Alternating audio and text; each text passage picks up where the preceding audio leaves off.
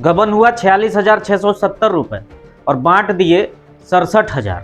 सुनकर थोड़ा अजीब लगता है। जिसने 46,000 का घोटाला किया वो पहले ही 67,000 बांट दिया, तो फिर उसने गबन किया ही क्यों था? यह मामला सुनकर ही संदेहास्पद लगता है और ऐसी संदेहास्पद खबरों में मीडिया की जिम्मेदारी बढ़ जाती है। गहन तहकीकात और पड़ताल आवश्यक हो जाता है, क्योंकि मीडिया पर लोग विश्वास करते हैं। हम जो बता रहे हैं वो हजारों लोग देखते हैं, लेकिन तथाकथित लोग अपनी समझदारी का परिचय तो दिखा ही चुके हैं। ऐसे में खबर को टटोलना और सच्चाई को सामने लाना कैपिटल न्यूज की जवाबदेही है। हम उसे पूरी ईमानदारी से निभाने की कोशिश भी करते हैं। मैं हूं प्रफुल्ल गिरी और आज जो खबर मैं आपको बताने वाला हूं, ये खबर एक पहेली सी बन चुकी है। आप अपना 10,000 बन कीजिए तब न्यूज में चल रहा है तो बदनाम किया गया है, तो इसका मानहानि का दावा क्या ठोकेगा? हम ना ठोकेंगे। हमको तबाह मत कीजिए, हमको आधा पागल कर लिए। 2 दिनों तक चले हाई वोल्टेज ड्रामा को समझने के बाद अब हम इस खबर को दिखा रहे हैं। खबर को देखने से पहले इस खबर से रिलेटेड किरदार को समझ लीजिए, तब आपको समझना बेहद आसान हो जाएगा। इस खबर में भ्रष्टाचार करने वाले के अलावा उसे उजागर करने वाले पत्रकार, जनप्रतिनिधि और जांच करने वाले अधिकारी भी शामिल हैं। इस पहेली नुमा खबर को जानने से पहले ये समझ लीजिए कि यदि आप भ्रष्टाचार के खिलाफ आवाज़ उठाने वाले हैं, यदि आप अन्याय के खिलाफ लड़ने वाले हैं, अगर आप दोषियों का चेहरा उजागर करने वाले हैं, अगर आप समाज में हो रही गलतियों को रोकना चाहते हैं, तो आप हाशिए पर आ सकते हैं। क्योंकि भ्रष्टाचार करने वाले, बच्चों के हक को मारने वाले इतने शातिर दिमाग हैं कि पहले से ही उन्होंने पूरी तैयारी कर रखी है। पहले बच्चों के हक का पैसा को खाया जाता है। मामला पकड़ में आने पर अधिकारी, पत्रकार, पुलिस, जनप्रतिनिधि सबको हिस्सेदार बता दिया जाता है। ये मामला पलामू जिले के नीलांबर पीताम्बरपुर प्रखंड से जुड़ा हुआ है। हरतुआ पंचायत के झरकटिया स्थित विद्यालय में कोविड-19 में बच्चों को दी जाने वाली राशि में 46,670 रुपये का घोटाला हुआ है। दरअसल विद्यालय को 2,31,000 बच्चों को वितरण करने के लिए प्राप्त हुए थे, लेकिन उस पैसे में 46,670 रुपये का घोटाला कर लिया गया। शिकायत के बाद इसकी जांच करने क्षेत्र शिक्षा पदाधिकारी विद्यालय पहुंची।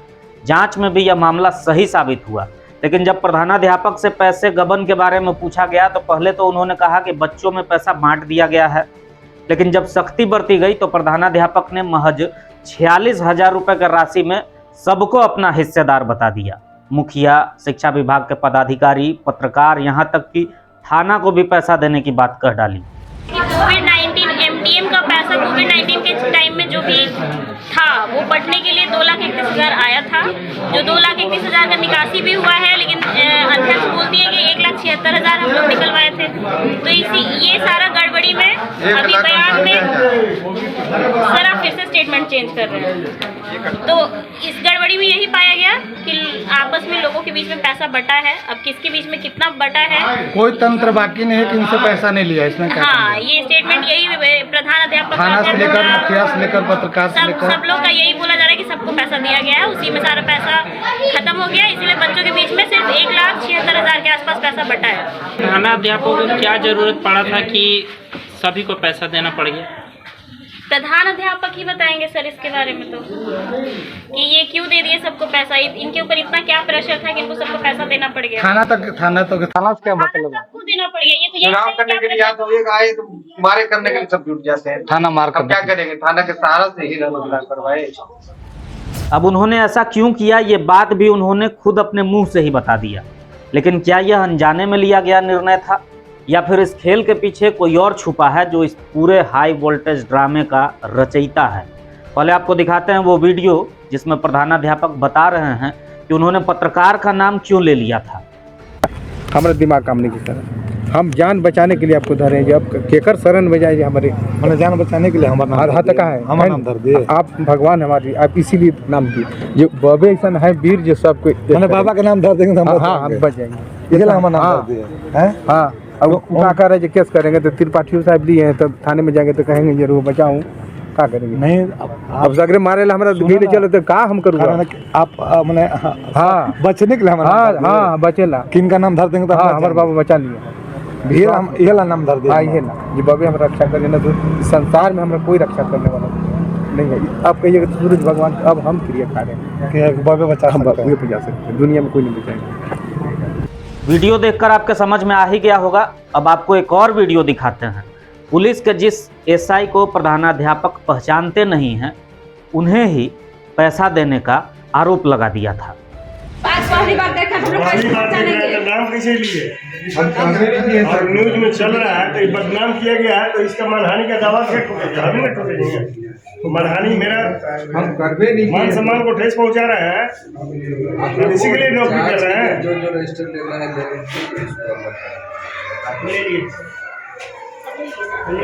वीडियो देखकर इतना तो समझ आ ही रहा होगा कि प्रधानाध्यापक ने अपने बचाव के लिए या फिर उन सब लोगों के बचाव के लिए जिन्होंने मिलकर ये पैसा खाया है और ये षड्यंत्र रचा है, उनके लिए पुलिस, पत्रकार, यहाँ तक कि जांच की मांग उठाने वाले के खिलाफ भी पैसे लेने का आरोप लगा दिया। ये 1.5 महीना से हमको परेशान किए हुए हैं। आते हैं स्कूल में, पढ़ाई बाधित पहले किए और कहते जो पैसा दीजिए हमको 15,000। हमने गुरुजी से उन्हीं के नाम से चेक काट कर 10,000 दिवा दिए थे। अब दिए कि नहीं दिए वो समझे, लेकिन वो 5,000 रुपया फिर मांग रहे थे। हम कहे हम पैसा हम कहाँ से गरीब आदमी लेंगे। कौन मांग रहा था? दीपक कुमार गिरी, मुख्य पंचायत समिति प्रतिनिधि दीपक कुमार गिरी। और नहीं तो तुमको जान भी मारेंगे, तुम्हारा किडनैप भी करेंगे, तुम्हारा नौकरी भी करेंगे और जेल भी डालेंगे। क्या बोल रहा था ये बात? दीपक कुमार गिरी बताइए ये कहाँ करेंगे।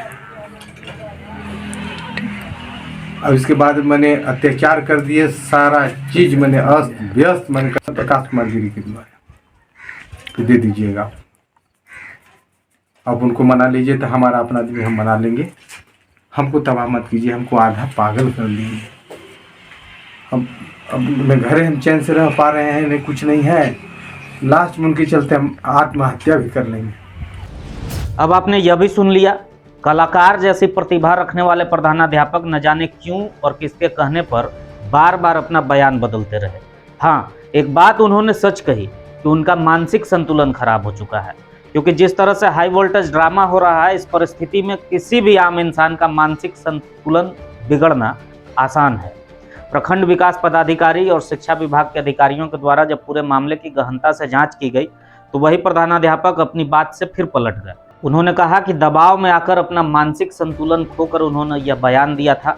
हालांकि यह सुनियोजित बयान है कि जब हम फंस रहे हों वैसे लोगों का नाम ले लें जो अपने बचाव के लिए हमें भी बचा लें। प्रधानाध्यापक ने जांच टीम को आश्वस्त कराया कि पैसा उनके पास है और उसका वितरण किया जाएगा, लेकिन सवाल है कि क्या पैसे के वितरण से सब कुछ सही हो जाएगा? इस पूरे मामले में जो भी व्यक्ति दोषी हैं उन पर कार्रवाई क्यों नहीं होनी चाहिए? और चाहे जनप्रतिनिधि हो, जनता हो या सभी जिम्मेवार नागरिक, उन सबकी जवाबदेही क्या सिर्फ एमडीएम, खिचड़ी और पैसे के लिए ही है? जितनी संजीदगी ग्रामीणों ने इस पैसे की बंदर बाट के लिए दिखाई है, उतनी ही संजीदगी बच्चों की पढ़ाई के लिए भी दिखानी चाहिए।